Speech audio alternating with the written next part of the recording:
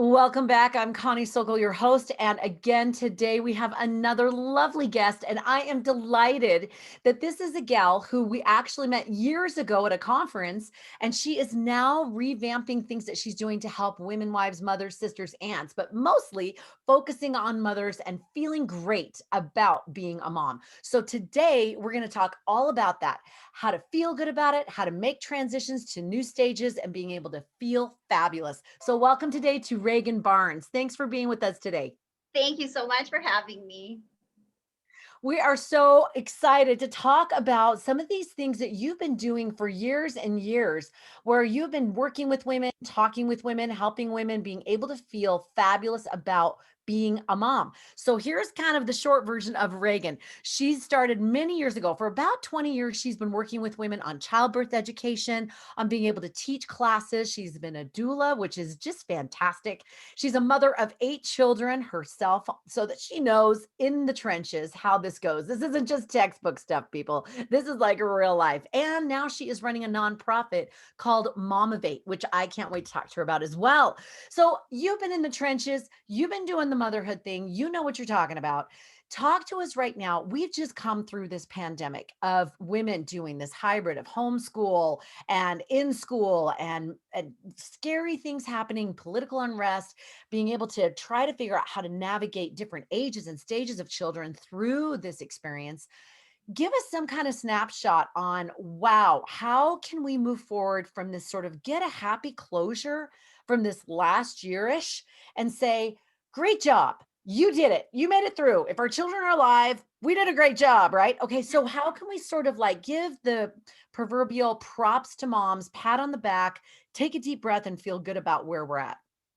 Well, I think this is where motherhood is its own profession, is you are consistently challenged with that need to pivot, to go with the flow, to transition. It's, your newborn comes home from the hospital and you get used to this idea of breastfeeding, or you losing sleep all night, and then somehow that adjusts, and the baby, oh, she can hold her neck up, oh, this is making a difference in my life, and so you transition with how that works, and then so it's from those little milestones, from just the stronger neck muscles, and then, oh, they can sit up in a chair, oh, to the next thing. And the goal all along is for us to kind of work ourselves out of a job, right? As mothers, it's a funny situation to be in. My twin daughters just got their driver's licenses 2 days ago. On their birthday. They were so excited to get those licenses. They made that appointment, and there we were on the morning of their birthday, 16th birthday. And so I'm experiencing all of those emotions. Will you at least look at me in the rearview mirror as you drive away? Like, goodbye, okay? Like, and motherhood really is a practice in taking the changes that come in life and being able to make it constructive change, because really that's the only two kinds of change there are. It's either constructive or destructive. And a lot of the times when we feel out of control, when it's like a mountain that has an avalanche coming down it, and that feels so destructive. And so here we are saying, we've got a little snow shovel in our hands, like, oh, I can handle the avalanche, no problem, Yeah. But really, it's more like, we don't need that snow shovel. We need a pickaxe. We need dynamite to kind of take that mountain, if it's going to be changed, and we're going to turn it into Mount Rushmore or Mount Mothermore, I like to say, that we're going to be able to make positive change the more effort we're putting into it. And that's not something that we feel like we always have time for, with the way that motherhood is structured these days. We're expected to go 17 different directions. And so being able to set boundaries, I think, has been one of the most powerful forms of dynamite, so to speak, in chiseling out those faces that we want on our Mount Rushmore, our Mount Mothermore. Being able to set those healthy boundaries and being able to say no to some things, even if it's something our kids really want, like, let's go to Lagoon every day, mom. No, we're going to set our boundaries. We're going to maybe our family has found it really awesome in a work, crack the whip kind of way to have a gardening hour every morning. And we call it family work hour. And we actually haven't been real successful with our gardening. That would be nice if all our activity turned out to feed our family or something. But the point of it over that summer time frame is to keep the kids waking up at a certain time frame. We let them have certain sleep-in days. It's not like they never get to sleep in.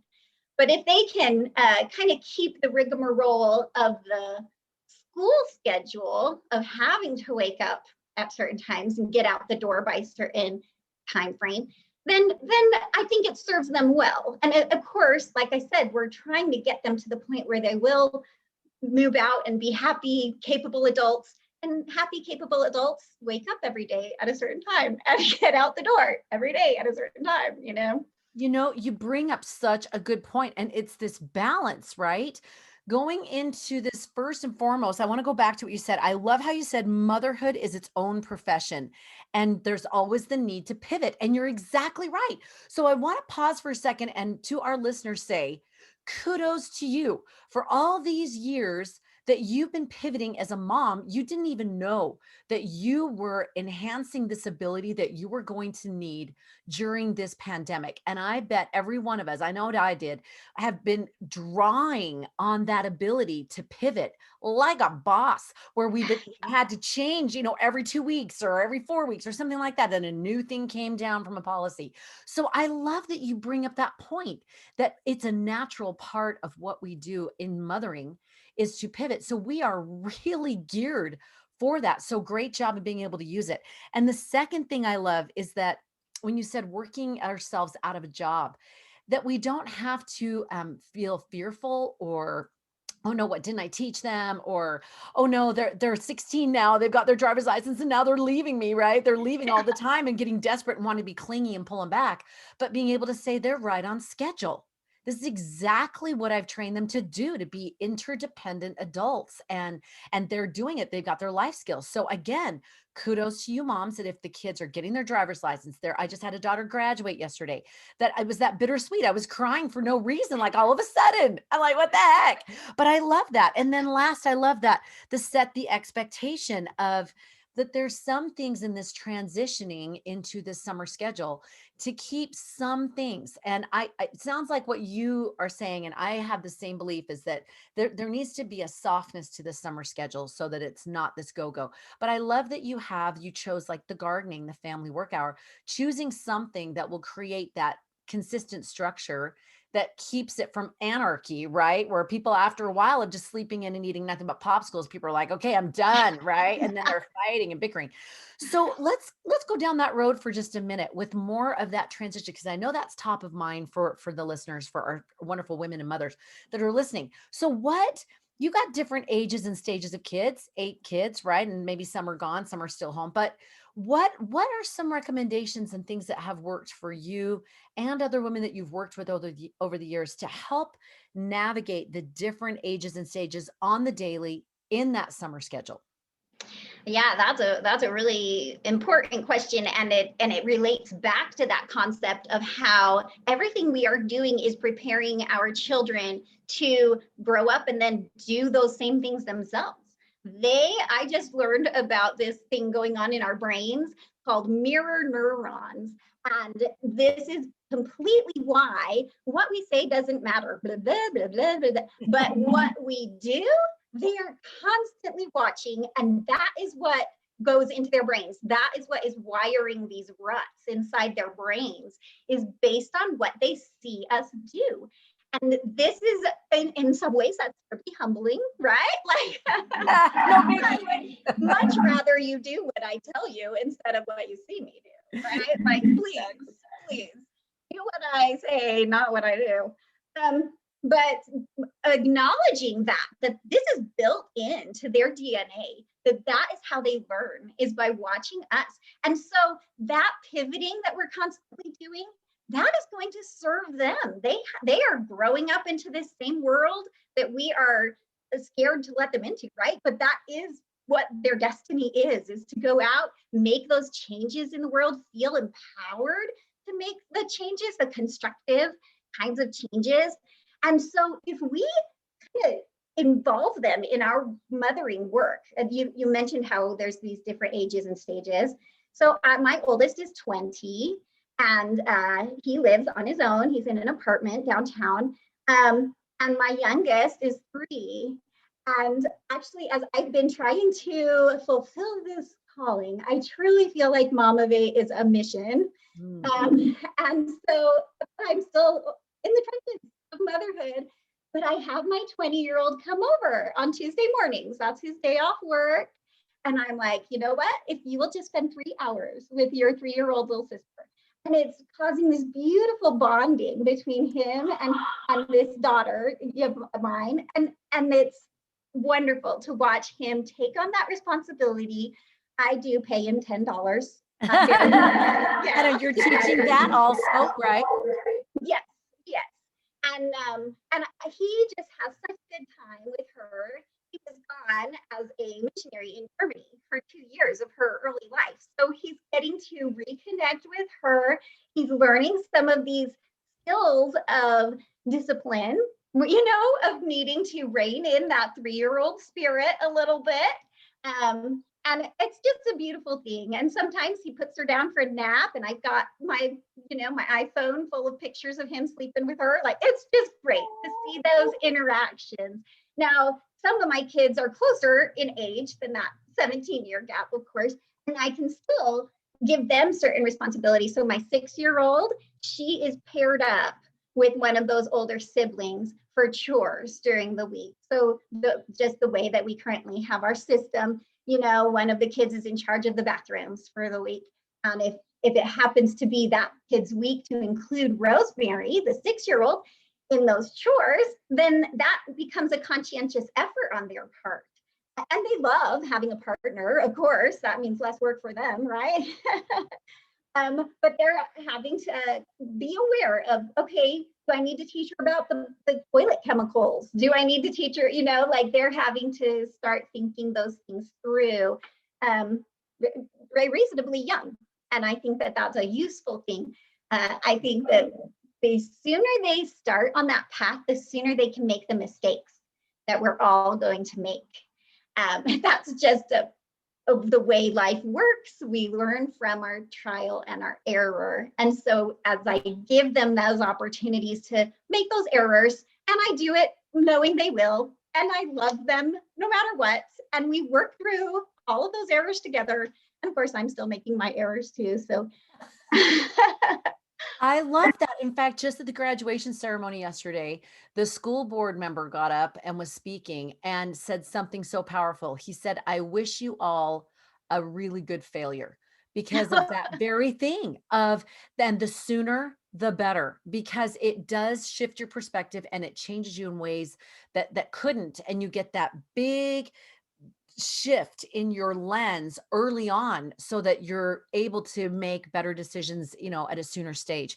And I yeah. love how you share, like, to me, what you're saying is with the chores and the different ages and stages, it sounds to me like what you're saying is look for the connects, look for the ways to connect age to age, to connect need with fill the need, right? Look for those natural connections instead of making a production of the summer, but just being able to say, okay, we have a need to do these chores. Let's pair the older with the younger. And I love that you gave this 20-year-old is the opportunity to be with a 3-year-old. I have a caboose that's 9 and I have my 21-year-old daughter at home. And we do something similar in that way that she hangs with him. And it's such a sweet, tender thing. But you're right.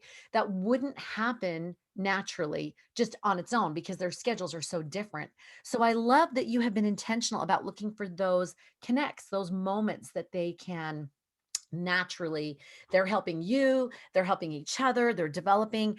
I think sometimes women and moms especially feel like it's all on them and they've got to make sure all the things happen, right? Instead of saying, okay, we were just saying the other day, it takes a family to raise a family. So these are the things that just need to be done. Let's divvy these out and what's the best way to do it and have a family council on it. So I love that. I love that you share that. Now, do you utilize family councils and things like that? We do, and sometimes they are very long. I was just gonna say, give us some tips on those. Exactly. Trying to sort out all the things. I actually do have an agenda. I know that sounds terribly like stale or something, like I'm running a business instead of a family, but choosing to have that perspective of I am the CEO, I'm the manager of, this and this goes here and here. It's really actually useful. And so we follow down the agenda. And that agenda has to be fluid sometimes because things change. That's That's right. the nature of motherhood. Again, it's just a constant That constant change. That's the only constant, is something's going to be different this week than it was last. So yeah, I do. I seriously have an agenda, and we do choose to start with prayer as a family. It just sets a different tone. Like, we just talk to God, so let's try not to argue with each other so much. It's an important element to include one another's willingness, like we verbally say, let's try to help each other out. This is the goal. And it's not even just help mom out, right? The goal is, like you said, raising the whole family, not just making mom's life easier. Although I do let them think that. That's their way of, I say Mother's Day is every day, you guys. Come on. Love it. I love that. And I love that you validate that this is a family thing and that shifting of the gears needs to be a family directed experience. It's not just mom lays down the summer schedule law, which I do hear a lot of moms do because sometimes in the interest of their self-preservation, right? Sanity, and they got a lot of littles, totally get that. But still, even with littles, I have found that with 7 kids, even when everyone was little, helping them to feel the buy-in of what we were doing. For our chore charts, do you want to do dinosaur theme or do you want to do, you know what I mean? Like made them feel like I have a say in this. And it's not just I'm being told what to do. None of us, whether we're 3 or 30, want to be told what to do, right? So I Right. love that. I love that I love these tips of how to navigate this and do the family councils. And I'm going to consider that with an agenda. I usually have my sticky note, but I really like that idea of someone can say, hey, we got this agenda that we're following. Let's stay on it, right? Instead of getting off on tangents.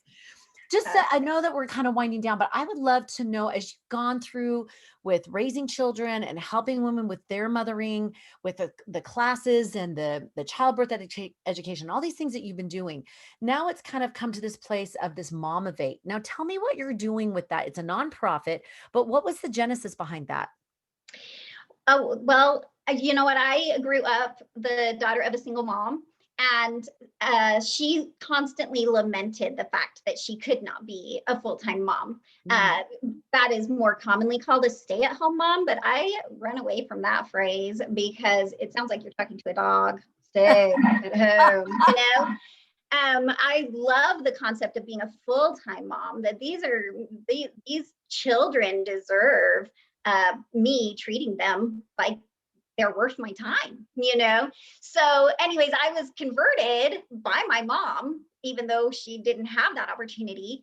So I was like, okay, I'll do this full time. But then I realized I don't even know what I'm doing. I have no idea what motherhood looks like. And unfortunately, I got a really bad taste of it from the get-go because it just felt like chores. I was like, you know what? Other people can wash dishes. I have talents and skills, and I don't want to just be sitting around washing dishes, doing the laundry over and over and over. So I really started trying to tune in. What is motherhood beyond this sense of chores? And I really wanted to gain a broader perspective. And I have been blessed with that. It's a funny story how it all came about, but it's an acronym that moms raise up society. And it's not just, we don't just raise our own kids. But the work that we are doing behind the scenes here in our homes is actually building society altogether. And unfortunately, the fewer moms are committed to that. It's like we've messed up an ecosystem, and we're starting to see the repercussions of that. And so I think God is saying, let's recommit, but let's do it in joy, not out of a sense of duty, but out of like realizing that these children are like, if I'm a space shuttle in a metaphor, so to speak, these children are those little rockets that surround me and help me launch. And they give me this power to go up into atmospheres unknown, where unfortunately sometimes people, mothers, feel like they're getting strapped with these little children and that this is going to hold me down. And that this is, don't you know how gravity works? If you have something heavy on you, then you stay stuck. But that's not what the children are. They are our booster rockets, and they are giving us this sense of being able to fly. And I feel like that's Momivate's purpose, is let's those raise up acronym things. Do I have a minute to tell you what those are? Go right ahead. So the R is for relationships. We as mothers cultivate those beautiful feelings within our homes between each other, our husbands, a relationship with God, with our children, of course, that involves the discipline part of that, is being able to have those positive relationships to discipline them. There's other relationships as well, but I'll move on. The A is for atmosphere. We create home, and home is where the heart is. This is where we want to design a place where our kids want to be, so that even when they're driving off with their driver's licenses, they'll have they know that this is a place of safety, of comfort, of stability. The I in raise up is for income and outgo. Now, in my case, I don't bring in a lot of income. I am absolutely crucial, vital in our family's financial stability because of the outgo side. Those are two sides of the same coin.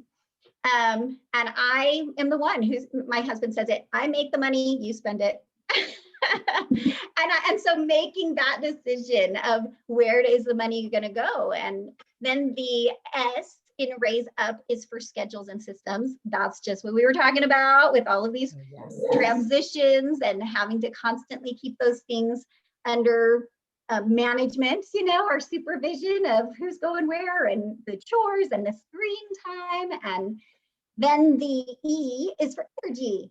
And these sound like, when you first hear what energy means, it sounds like physical health and stability. It's our eating, our exercise, and our sleep habits.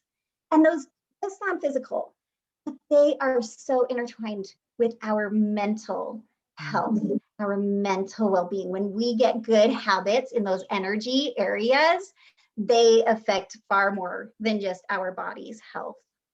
Oh, I love those. You are spot on. And each of those, how they're woven together, how they affect one another positively, and putting it into something so succinct as raise. And I love how you said that we are not just raising children, we are raising society. And that's exactly right. By doing those things and focusing our energy, our best energy on those things, relationships, atmosphere, income, outgo, schedules and systems, and energy, focusing our things, our best efforts on those areas. I know as I'm looking back through the last 7 years, I'm looking back and thinking, yeah, that's exactly right. Those are things that I have needed to deal with and to do effectively in order to move forward in my motherhood and my mothering. And it makes me look back on my bachelor's degree, which some people might look at me and say, you've never used your bachelor's degree, but I really have. All of those things, if you heard those 5 things are indeed very much in need of college education to Absolutely. really be able to do those effectively. Oh my gosh, absolutely. And my degree's in elementary ed. And I laugh because even though that does transfer, the things I learned in class were not the important things that I learned in getting that degree. The things I learned in getting that degree helped me in my home. And in my home, I feel like I've learned the mom degree in being able to make more applicable the things that I've learned from books and from constant learning. So I love that this is like our Petri sort of lab that we get to experiment, we get to improve on it. And some of the best things that I've been able to learn and teach have been the things I've learned in the walls of my own home with my children who have helped me to get a PhD, I feel, in That's right. the parenting department, right? This That's right. so delightful, sweetie. I love for those that are just joining us or wanting to go, wow, this was such good stuff. Just going to recap. Motherhood is its own profession, and we already have that built in the need to pivot. And the goal is to work ourselves out of a job, set those expectations in the transition, to navigate different ages and stages. Remember the mirror neurons that they're watching what we do, not necessarily what we say. Look for the connects, the ways that you can have everybody help. It takes a family to raise a family. So have them help to help one another, to help you, to help the family, and be able to use family councils, maybe an agenda, but it's learning how to help the whole family out, not just to make mom's life easier, although that is a nice bonus. And that we are not just stay at home moms or part-time moms or whatever. We are full-time moms, whether we're staying in the walls of our home or whether we go out and come back home. We are all full-time moms because it's 24/7 gig, right? I Yeah. love these things. If people are listening and want to know more, how can they reach you? What's the best way for them to contact you? Our website is up and running. It's Momivate. It's spelled like the word motivate, but with an M in the middle. So it's Momivate. And our website has a little footer full of all kinds of things like an about us page or how to contact us page and things like that. The website is really kind of fun to look through. It has other vate words. So we want to activate moms, cultivate their maternal capabilities, and innovate because we've got to help motherhood evolve Yes. alongside the rest of the world and Yes. bring motherhood into modern day lives. And so that's our innovate. And then we also elevate motherhood in the respect that's given in the eyes of employers in particular. We want to advocate among employers and help them see that mothers entering the workforce have all of these raised skills, not only within themselves that they've developed, but that they have given those to those future employees that those employers are going to want. And so, Love. And that's true. I've read the studies that say women coming into the workforce that have been mothers for say 20 years are some of the best employees that they can find because they know how to delegate, they know how to listen, they know how to multitask, they know how to do all of these things that we naturally do as mothers. I love it. Thank you so much for being here. Again, that's momivate.org. If you're looking for more information and to connect with Regan on this, absolutely love it. Thanks for spending time with us today. This has been just a joy. thank you for having me. Have a wonderful summer. Thank you. And for all listening, if you love these kind of podcasts, as always, go below and rate, review, and subscribe. And if you're looking for how to find, fulfill your purpose, you can go on conniesogel.com for all the TV segments, blogs, our free downloads, our Find Your Purpose courses, our retreats that we do for women, our Disciple Thought leadership stuff. It's all right there. conniesogel.com. Check it out so you can take the next step in living your purposeful, organized, and joyful life.